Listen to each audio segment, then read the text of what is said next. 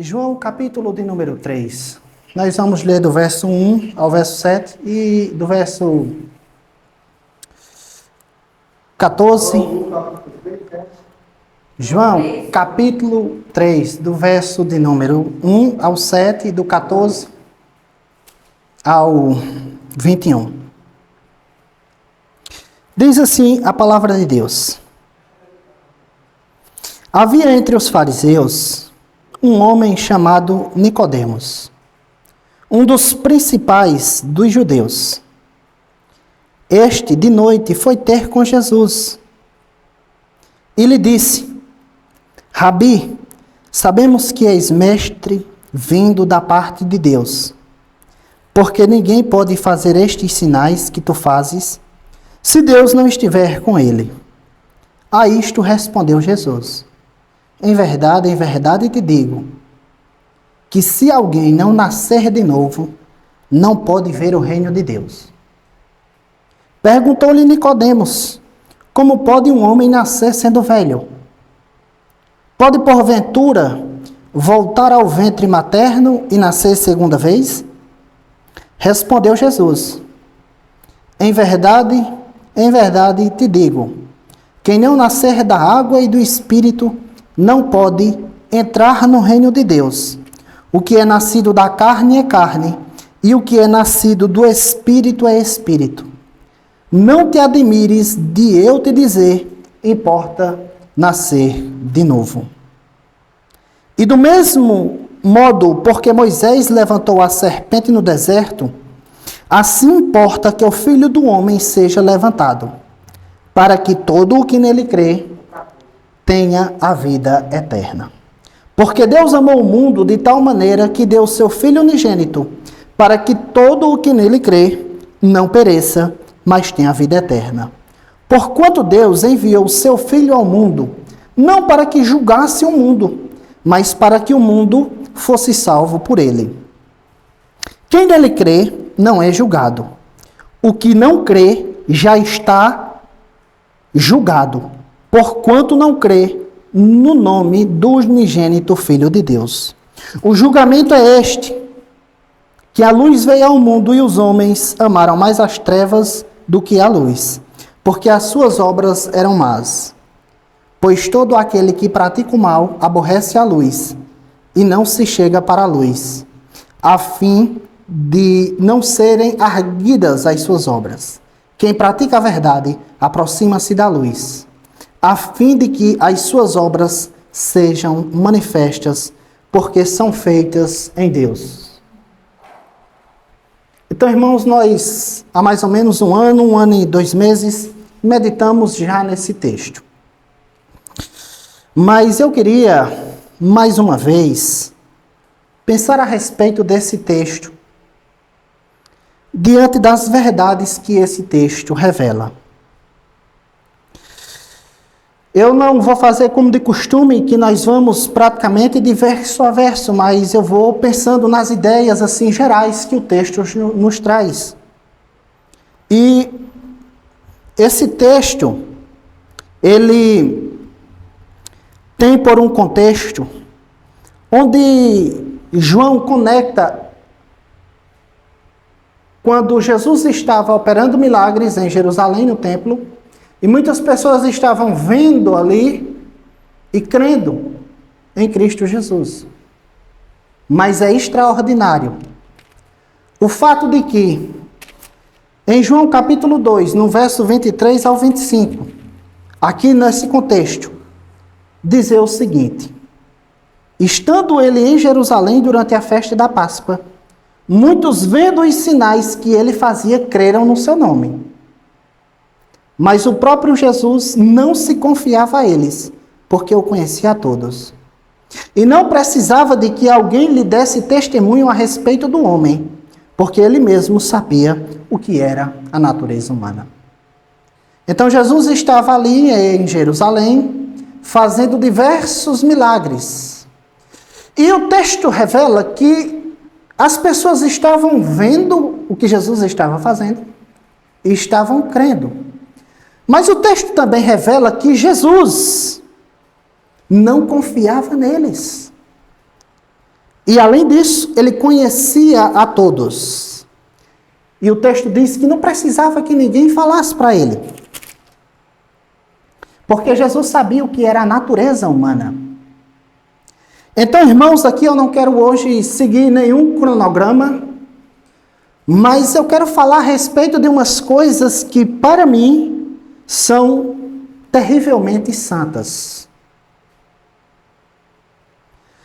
O texto vai dizer que havia entre os fariseus um homem chamado Nicodemos, um dos principais dos judeus.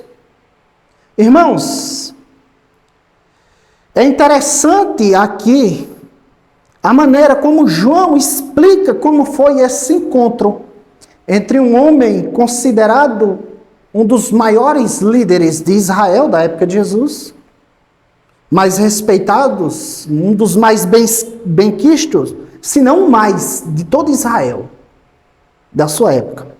No mínimo, ele estava entre os três. E ele se encontra com o Senhor, com o Salvador dos homens. E o texto vai dizer que ele era um fariseu. Isso significa dizer, a palavra fariseu quer dizer santo, ou quer dizer separado. Os fariseus eram um partido religioso da época de Jesus. Era um partido que estudava todo o Antigo Testamento de forma meticulosa. E alguns estudavam tanto o Antigo Testamento que eles decoravam letra por letra do alfabeto hebraico. Ainda hoje existem rabinos que recitam praticamente letra por letra de todo o Antigo Testamento. E aqui vai dizer que ele era um fariseu, um dos principais de todos os judeus. Era um homem que, além de estudar o Antigo Testamento, estudava a tradição oral que foi formada ao longo dos séculos da história de Israel no Antigo Testamento. Esse homem que se encontra com Jesus, ele é um homem que procurava guardar a lei de Deus. Ele procurava, assim como todos os fariseus, não adulterar, não mentir, não se embriagar.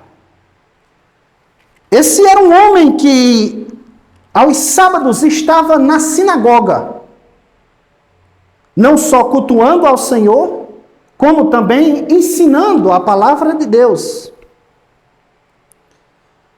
Esse homem, como o texto diz, ele era um dos principais dos judeus. Irmãos, na época dele existia pelo menos 6.000 fariseus. E aqui diz que ele era um dos principais. Então era um homem, do ponto de vista humano, acima da média. Acima do normal. Era um homem conhecido em todo Israel. Era um homem que tinha influência sobre a opinião pública. Era um homem que tinha poder sobre o dia a dia das pessoas. Era um homem que, além de ser um estudioso, era um grande pregador do Antigo Testamento. Era um doutor, era um mestre, era um expositor do Antigo Testamento. E esse homem, ele foi ter com Jesus. Preste bem atenção, irmãos, que nós não estamos falando de uma pessoa adúltera. Nós não estamos falando de um bebarrão. Nós não estamos falando de uma pessoa que não visitava o templo. Nós não estamos falando de uma pessoa que tinha pena, dó, ou era mesquinho para contribuir. Pelo contrário, a Bíblia revela que os fariseus davam o dízimo de tudo, até do endro e do cominho. Mateus 23, 23. Esse era um homem, irmãos, que quando as pessoas olhavam, servia de inspiração para toda a nação de Israel. Esse é um homem que está por trás desse texto. O nome dele é Nicodemos. E esse homem, irmãos, ele foi ter com Jesus. Ele foi falar com Jesus. Ele foi conversar com Jesus. Ele ficou intrigado. Ele queria conversar com Jesus. Há muitas teorias a respeito disso. Mas eu não quero me deter em nenhuma delas, porque eu quero simplesmente ficar com aquilo que o texto revela. E esse homem estava olhando para Cristo Jesus e estava assim completamente estupefado com ele. Ele vai diante de Cristo Jesus à noite, escondidinho, e disse: Rabi, verso 2, sabemos que és mestre vindo da parte de Deus, porque ninguém pode fazer estes sinais que tu fazes se Deus não estiver com ele. Então, Nicodemos, como um homem inteligente, como um analista das Escrituras, ele está observando o Senhor. E ele está vendo os milagres que o Senhor estava fazendo.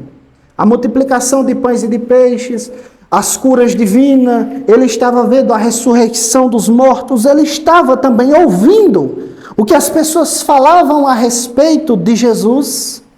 E ele olha para Cristo Jesus e ele chega à conclusão de que o Senhor é alguém vindo da parte de Deus. E ele diz: nós sabemos que tu és alguém vindo da parte de Deus. Com essa declaração, Nicodemos revela que não somente ele acreditava que Jesus era alguém vindo da parte de Deus. Não. Ele revela que provavelmente os fariseus acreditavam que Jesus era alguém vindo da parte de Deus, porque ele diz eles. Eles aqui também pode significar ao povo de Israel, a massa, as pessoas de Israel, o judeu comum, do dia a dia, trabalhador. Acreditavam que Jesus era alguém vindo da parte de Deus. Então, irmãos, nós não vemos na Bíblia motivos para que Nicodemos fosse repreendido moralmente.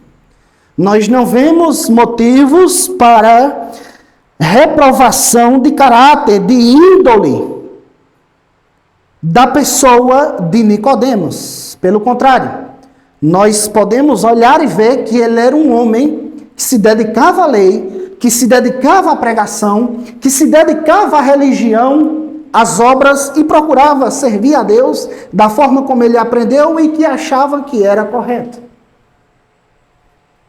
Mas, irmãos, Jesus não é igual a mim, não é igual a nós, que passamos a mão na cabeça, muitas das vezes, das pessoas que nos elogiam.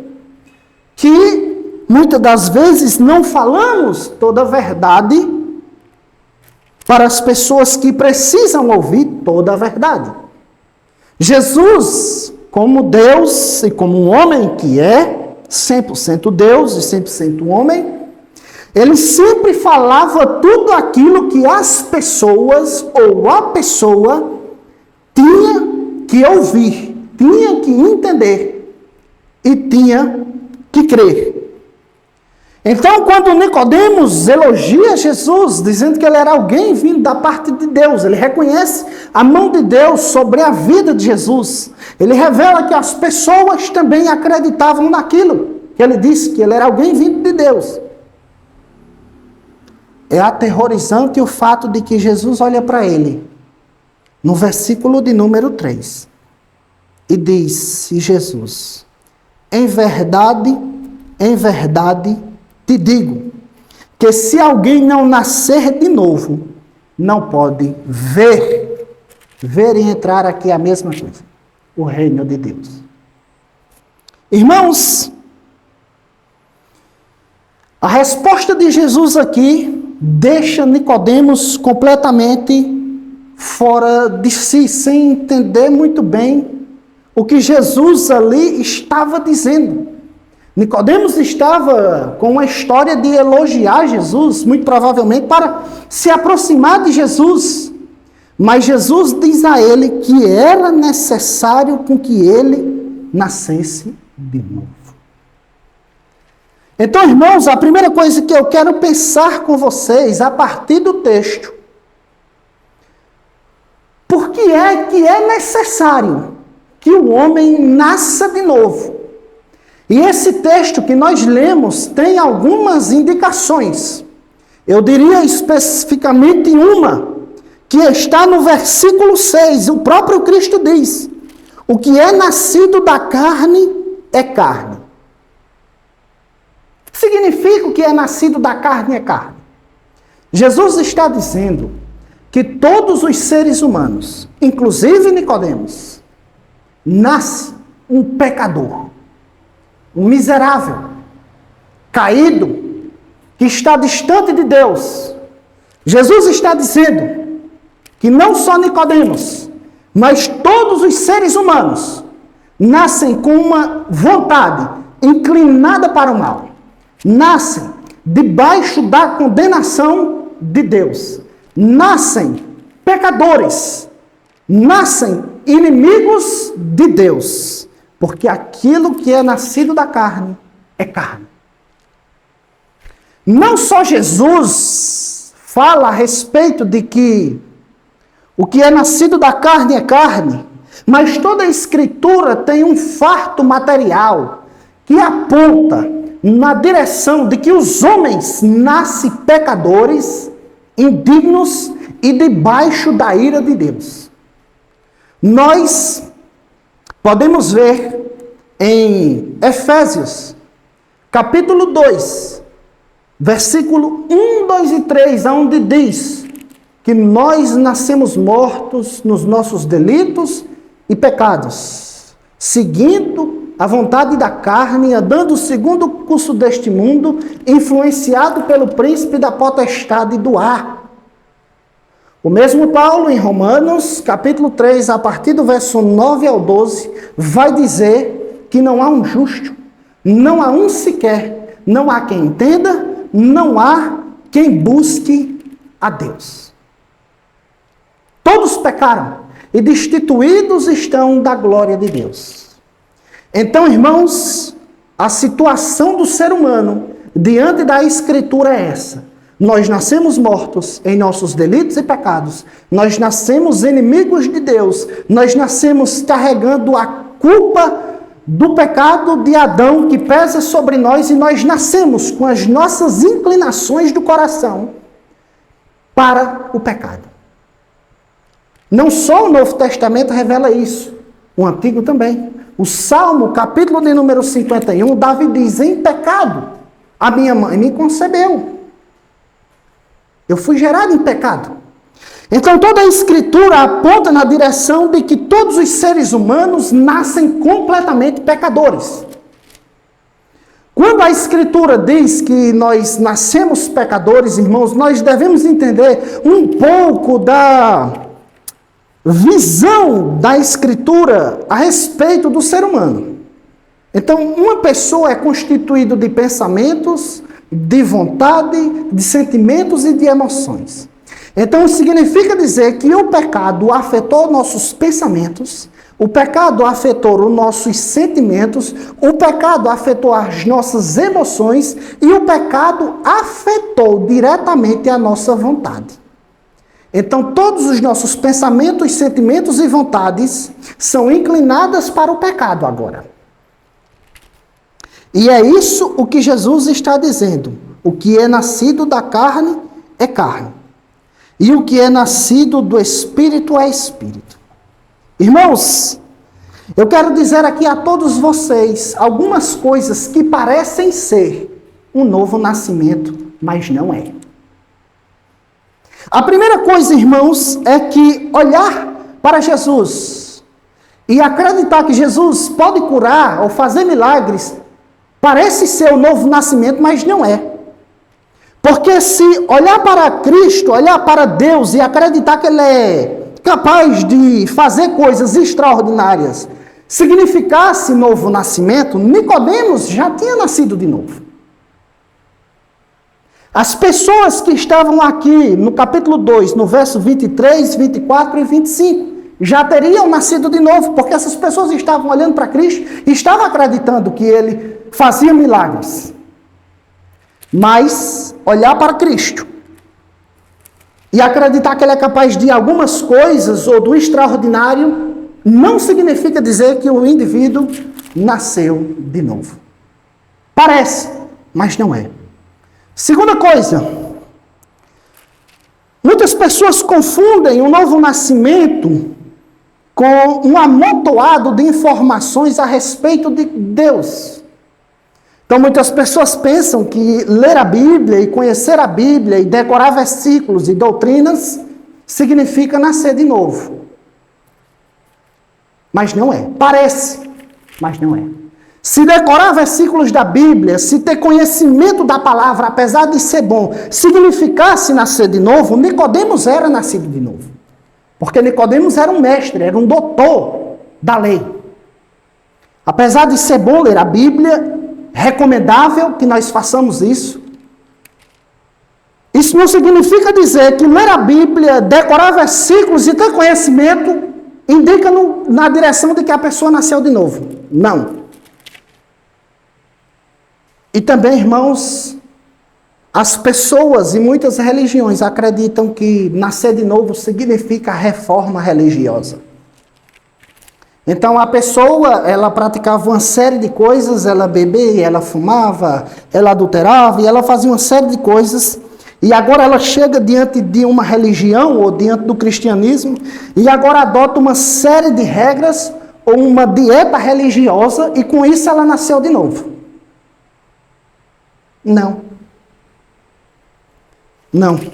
Se nascer de novo significasse essas coisas, Jesus iria falar para Nicodemos sobre isso. Porque Nicodemos era uma pessoa religiosa. Ele estava ali disposto a fazer o que a mão humana é capaz de fazer. Ele iria orar, ele iria jejuar, como os fariseus faziam 2 vezes por semana. Ele iria dar dízimo, fazer sacrifícios, decorar. Ele iria fazer aquilo que a mão humana poderia fazer. Mas Jesus não fala isso. Apesar de parecer um novo nascimento, o ser humano ele pode se encaixar e se moldar a um sistema religioso. Mas isso não é novo nascimento. E isso é uma tragédia para a igreja do século 20, 21, nosso tempo. Porque as pessoas pensam que pelo fato de fazerem uma reforma religiosa, elas estão salvas. Agora, irmãos, o que significa nascer de novo? O que significa esse ato tão misterioso, grandioso, glorioso, e que todos os seres humanos precisam desesperadamente e urgentemente? A Bíblia revela o que significa novo nascimento. E a Bíblia revela isso em alguns textos. Eu queria ler com os irmãos Ezequiel, capítulo de número 36, número 26 e 27. Olha o que Ezequiel vai dizer. Ezequiel, capítulo de número 36, versículo de número 26 e 27. Ezequiel 36, 26 e 27, Deus vai dizer assim: Dar-vos-ei coração novo, e porei dentro de vós um espírito novo. Tirarei de vós um coração de pedra e vos darei um coração de carne. Porei dentro de vós o meu espírito e farei com que andeis nos meus estatutos, guardeis os meus juízos e os observarei. Além desse texto, nós temos outros em Jeremias e nós também temos em Efésios capítulo 2, versículo 5, onde diz que nós estávamos mortos, mas juntamente com Cristo Ele nos deu vida. Mas, irmãos, preste atenção na profecia do profeta Ezequiel, onde Deus está falando com a nação de Israel. Olhe o que Deus vai falar por intermédio do profeta. Irmãos, o contexto é simples. As pessoas de Israel, no Antigo Testamento, ora elas estavam com Deus, ora elas se afastavam. Ora elas estavam com Deus, ora elas se afastavam. Em todo o Antigo Testamento é assim. Então Deus faz uma promessa por intermédio do profeta, dizendo que agora ele faria uma obra não em tábuas de pedra, como foi com Moisés.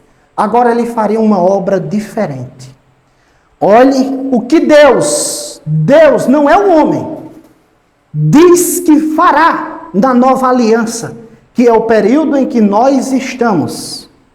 Dar-vos-ei um novo coração, e porei dentro de vós o espírito novo. Tirarei de vós o coração de pedra e vos darei um coração de carne. Porei dentro de vós o meu espírito, o Espírito Santo, e fareis com que andeis nos meus estatutos, guardeis os meus juízos e os observareis. Então Jesus ele está dizendo a Nicodemos que ele não estava precisando, não era de uma reforma religiosa.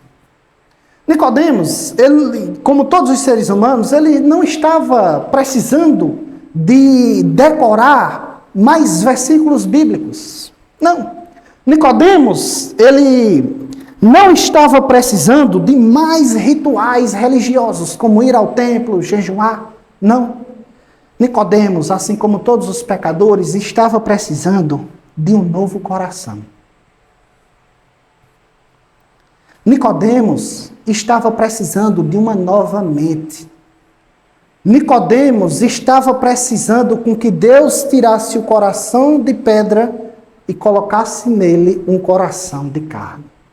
Nicodemos estava precisando de uma obra do Espírito que transformasse a mente, os desejos e as vontades mais íntimas do coração humano, para que ele pudesse ver o reino de Deus e entrasse no reino de Deus.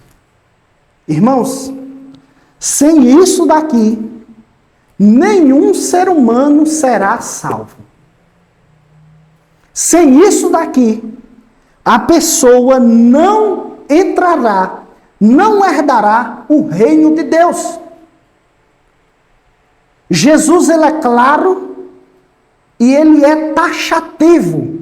É necessário nascer de novo. É necessário nascer de novo.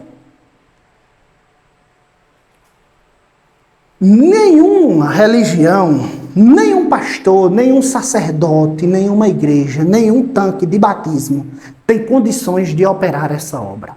Ninguém, absolutamente ninguém, e nem mesmo a vontade humana pode operar isso.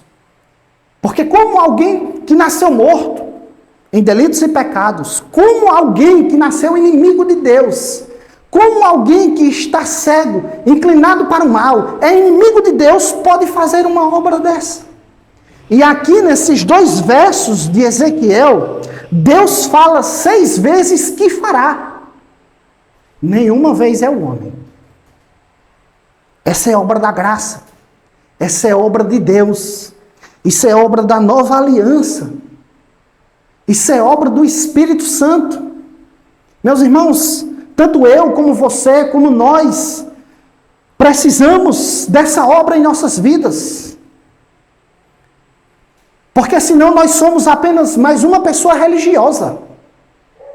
Sem nascer de novo, tanto faz ser evangélico, como budista, como muçulmano, como espírita, como católico,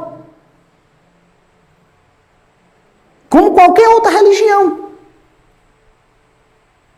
É necessário com que o homem nasça de novo.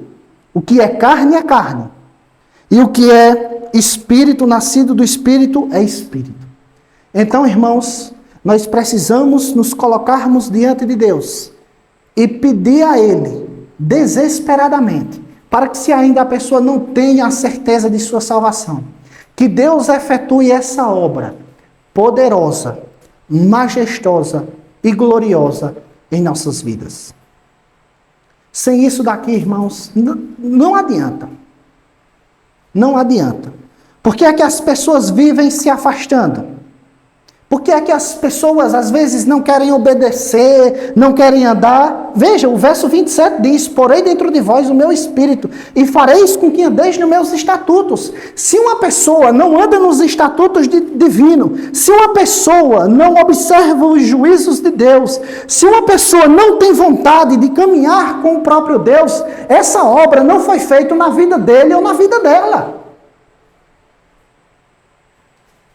Não adianta, irmãos, eu vir aqui enganar ou se enganar. Porque o próprio Cristo disse, em João capítulo 10, as minhas ovelhas ouvem a minha voz e me seguem. Então, se uma pessoa é ovelha, ela tem que ouvir a voz de Cristo e segui-lo. Eu não estou falando de me seguir. Deus livre você dessa maldição. Eu não estou falando de seguir essa reunião que nós temos aqui no domingo. Não! Eu estou falando de seguir a Cristo, de servir a Ele, de ser nova criatura, de ouvir a sua palavra, a sua voz e ir adiante dele. É muito simples. É muito simples, irmãos. É muito clara a linguagem do Evangelho de Cristo Jesus. Então é necessário, irmãos, que essa obra aconteça em nossas vidas. Um novo coração, uma nova mente, uma nova vontade, um novo espírito, novos planos, novos desejos em nossas vidas. Então, irmãos, do versículo de número 14 ao versículo de número 15, Jesus vai dizer assim: e do mesmo modo, porque Moisés levantou a serpente no deserto, assim importa que o Filho do Homem seja levantado, para que todo o que nele crê tenha a vida eterna. Então, irmãos, não dá para falar de todo o contexto que está ao redor desse texto, mas Jesus, ele está falando para Nicodemos. Nicodemos, ele não entendeu o que Jesus estava dizendo. Por isso que Jesus disse: como é que você é mestre e não entende do que eu estou dizendo? Ele não entendeu a primeira ilustração de Cristo. Então Jesus, ele usa outra ilustração. Jesus disse que era necessário que Nicodemos cresce nele para receber a vida eterna. Irmãos, as pessoas pensam que crer em Jesus, como eu já falei, é um assentimento intelectual. Não, Jesus morreu na cruz, eu creio e pronto, eu estou salvo. Não. Não. A verdadeira fé, irmãos, ela envolve o intelecto, a pessoa vê e acredita. A verdadeira fé, ela envolve os sentimentos, a pessoa se envolve ali de forma sentimental, e a verdadeira fé, ela envolve vontade, volição. Por isso que as pessoas aqui, elas viram Cristo, elas acreditaram no milagre, mas Jesus não confiou. Porque essa fé era uma fé intelectual e emocional, mas ela não tinha vontade, o último passo para a salvação. Então as pessoas olhavam para Cristo, achavam bonito e queriam aquilo, o milagre, mas não o dono do milagre. Preste atenção na diferença da falsa fé para a verdadeira fé que Cristo está mostrando aqui. Veja que essas pessoas, elas não seguiram a Jesus. Mas olha o caso de Zaqueu, em Lucas 19. Ele disse: eu vou fazer, Senhor, o que tem que fazer. E seguiu a Cristo. A mulher pega no ato de adultério, seguiu a Cristo. A mulher de Lucas 7, do verso 36 ao 50, seguiu a Jesus. Ela andou com Jesus. Ela quis estar com Ele. Então não adianta, irmãos, ter uma fé que fica na mente e até mesmo nas emoções e não desemboca em vida prática. Jesus disse que naquele grande dia Muitos dirão, Senhor, Senhor, nós profetizamos em teu nome, nós curamos em teu nome, expulsamos demônios e fizemos muitos milagres. E Jesus vai dizer, eu nunca lhe conheci. Mateus 7, do verso 13 ao verso 15. Nunca lhe conheci. Isso eu estou dizendo a ele. Então, a verdadeira fé, ela envolve o ato de vontade, estar com Cristo. O verso de número 18 diz, quem nele crê não é julgado, o que não crê já está julgado. Porquanto não crê no nome do unigênito Filho de Deus. Jesus aqui, irmãos, ele está dizendo, olha, quem crê em mim não é mais julgado. Quando uma pessoa crê realmente em Jesus, está rasgado a dívida que essa pessoa tinha com Deus. Está pago e está consumado. Foi isso que ele disse na cruz. Está consumado, tetelestai, está pago. Não há sentença mais a receber. Nem dos homens e nem diante de Deus. Porque Cristo pagou. Agora, quem nele não crê, também já está condenado. Receberá a sentença no dia do juízo final, mas já vai daqui condenado. Quem não crê, já está condenado. Não vai ser, já era. Já era. Irmãos, e para terminar mostrando que, como eu disse, que a verdadeira fé, a verdadeira salvação, ela mexe na prática do ser humano, isso está no verso 20 e no verso 21. Olha o que Jesus disse. Jesus fala de novo nascimento, fé e de obras. Pois todo aquele que pratica o mal aborrece a luz, e não se chega para a luz, a fim de não serem arguidas as suas obras. Quem pratica a verdade aproxima-se da luz, a fim de que as suas obras sejam manifestas, porque são feitas em Deus. Muitas pessoas dizem assim, a salvação é pela graça, e é pela fé.